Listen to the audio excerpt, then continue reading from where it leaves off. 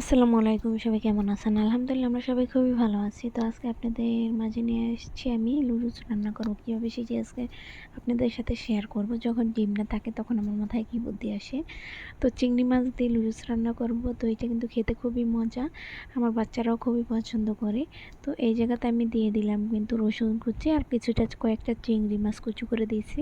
তারপর দিয়ে দিলাম একটু ঝুপে এই মশলাটা দেয়, তো এই মশলাটা একটু দিয়ে দিলাম নুডলসের সাথে। এবার ভালোভাবে নেড়ে এটাকে একটু ভেজে নেব। এই নুডলসটা খেতে কিন্তু খুবই মজা। দিয়ে দিলাম 2টা শুকনো মরিচ, দিয়ে দিলাম কিছু কুচানো পেঁয়াজ।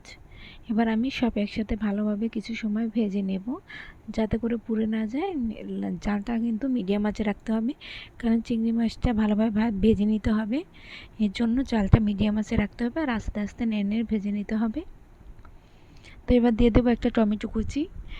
আপনারা টমেটো কুচি না দিয়ে টমেটো সসও দিতে পারেন। তো আমার টমেটো সস ছিল না, এর জন্য আমি একটা টমেটো কুচি দিলাম।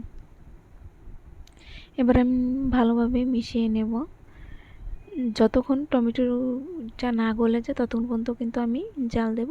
এবার একটু দিয়ে দিলাম বারবিকিউ সসটা। এটা দিলে একটু দেখা যায় বারবিকিউ ঘ্রাণ আসবে, এর জন্য হালকা হালকা, এর জন্য একটু সস দিয়ে দিলাম। এবার আমি আবার কিছু সময় ভালোভাবে মশলাটা কষিয়ে নেব। তো কষানো হয়ে গেছে, এবার আমি নুডলসের মশলাটা দিয়ে দিলাম। এবার দিয়ে আবার কিছু সময় ভালোভাবে নেড়ে নেব। এ পর্যায়ে দিয়ে দেব কিছুটা ধনিয়া পাতা।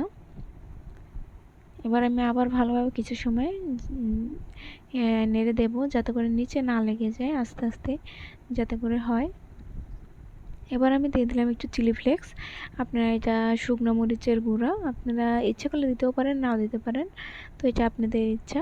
যারা ঝাল খেতে পছন্দ করেন তারা অবশ্যই দেওয়ার চেষ্টা করবেন, এতে করে স্বাদ কিন্তু দ্বিগুণ হয়ে যায়। তো এই জায়গাতে আমি 2 প্যাকেট নুডলস নিয়েছিলাম, তো সেটাই এখন দিয়ে দিলাম। এবার ভালোভাবে আমি সব কিছুর সাথে মিলিয়ে নেব, নেড়ে চেড়ে, যাতে করে সবটার গায়ে লেগে যায়। একটু সময় নিয়ে এটা রান্না করতে হবে, তাইলে কিন্তু মজা হবে। তো দিয়ে দিলাম স্বাদ মতো লবণ। লবণটা কম দেওয়ার চেষ্টা করবেন, কারণ সসে অনেকটাই লবণ থাকে। তারপরে নুডলসের মশলাতেও কিন্তু লবণ থাকে। এই পর্যায়ে একটু লবণটা দেখে তারপর দিবেন। এতে করে ভালোভাবে আমার ভিডিওটা যারা ফেসবুক থেকে দেখতেছেন অবশ্যই লাইক করবেন, কমেন্ট করবেন, শেয়ার করবেন। আর যারা ইউটিউব থেকে দেখতেছেন তারা অবশ্যই লাইক করবেন, সাবস্ক্রাইব করে বেল আইকনটি বাজিয়ে দেবেন, যাতে করে পরবর্তী ভিডিওটা আপনাদের কাছে পৌঁছায়। তো যারা ফেসবুক থেকে দেখতেছেন এখনও ফলো দেননি, অবশ্যই ফলো দিয়ে আমার পাশে থাকবেন, আমার জন্য দোয়া করবেন, আমার কাছে থাকবেন, যাতে করে পরবর্তী ভিডিওগুলো আপনাদের সবার মাঝে আমি দিতে পারি। তো সবসময় আমার পাশে থাকবেন, আমার জন্য দোয়া করবেন, আমাকে সাপোর্ট করবেন। তো নুডলসটা কিন্তু অনেকটাই হয়ে গেছে, দেখেন কতটা মজা হয়েছে। তো আপনারা বাসাতে এইভাবে রান্না করে খেতে পারেন যখন ডিম না থাকবে। তো সে ভালো থাকবেন, আজকে এই পর্যন্তই। আল্লাহ হাফেজ।